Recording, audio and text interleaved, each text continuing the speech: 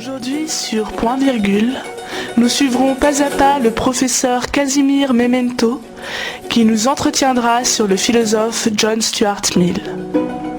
Nous retrouvons le professeur Memento à son domicile.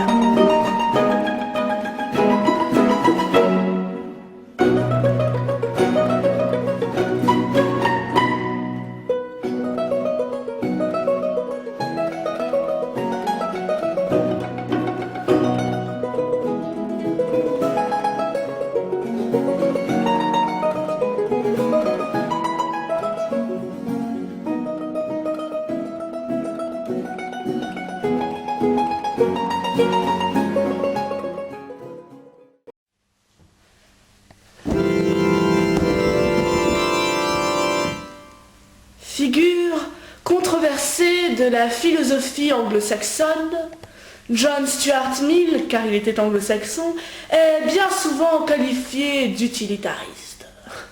Certes, il a adhéré au mouvement de l'utilitarisme, mais le sien était un utilitarisme beaucoup plus atténué, oserais-je dire, beaucoup plus nuancé que celui par exemple d'un Bentham.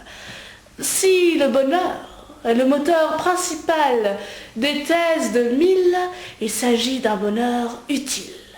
La maxime qui pourrait résumer les réflexions de Mill, c'est « la qualité vaut mieux que la quantité ». Ainsi, pas de sacrifice inutile pour Mill.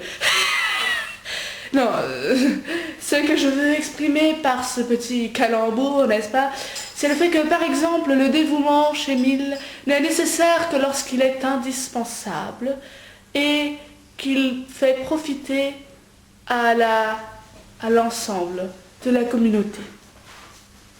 C'est ce qui s'appelle la morale de l'utilité. Bien que ce ne soit pas l'une des œuvres majeures de Mill, De la liberté reste néanmoins une réflexion profonde sur les rouages et mécanismes de notre société.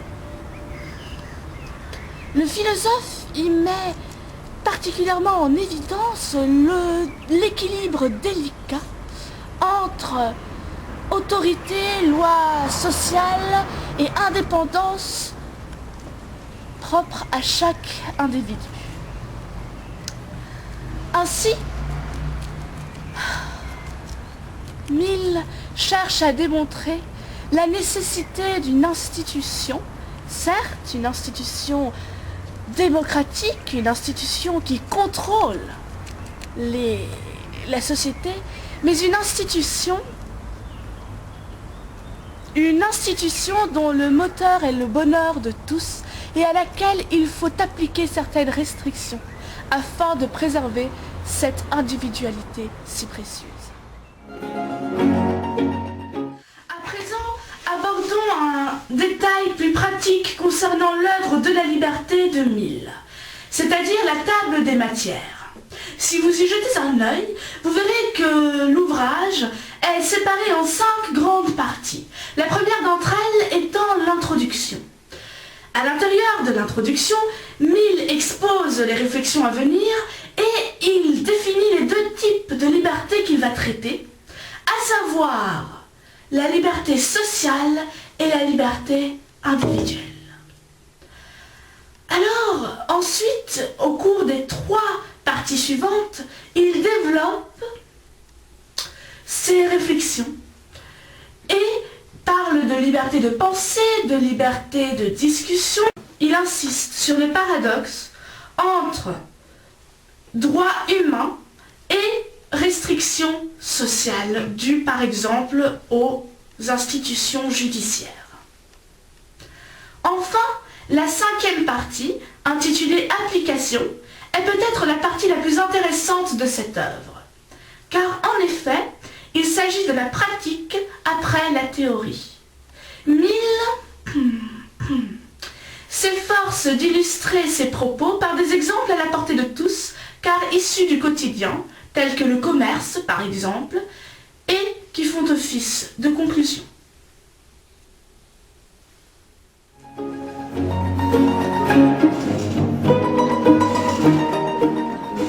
Dans son chapitre Application, Mill prône 2 principes qui se complètent. D'une part, le fait qu'un individu est libre d'agir en son intérêt tant qu'il ne porte pas préjudice à la société.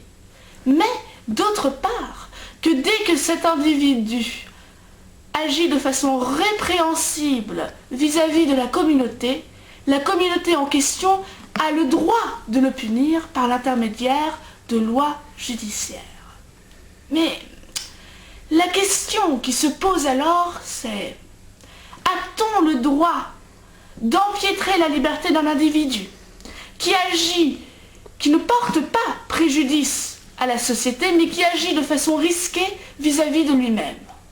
Que faut-il faire face à une telle situation? Le laisser libre? Le forcer? Je vous laisse découvrir la réponse à cette question, ainsi que tant d'autres réponses dans cette œuvre magnifique. Car on peut dire que 1000 a tapé dans le 1000.